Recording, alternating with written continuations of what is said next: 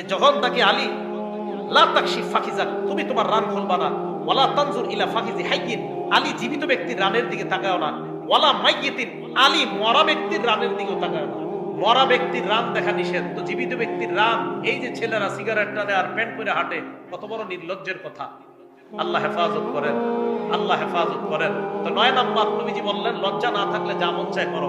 10 number তিরমিজি শরীফের 1974 number হাদিস, এই হাদিসে রাসূল আকরাম সাল্লাল্লাহু আলাইহি সাল্লাম বলেন, মা কানাল ফাহশু ফি শাইইন ইল্লা শানা, যেই জিনিসের মধ্যে নির্লজ্জতা বেশি ওই জিনিসের ময়লা বেশি।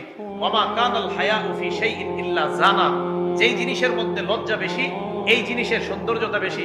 মা বোনরা কষ্ট নিয়েন না, যত আপনার পোশাক ছোট হবে তত আপনার ময়লা বাড়বে, যত আপনার পোশাক বড় হবে, লজ্জাশীলতা যত বেশি হবে, তত আপনার আল্লাহর কাছে সৌন্দর্যতা তত বাড়বে।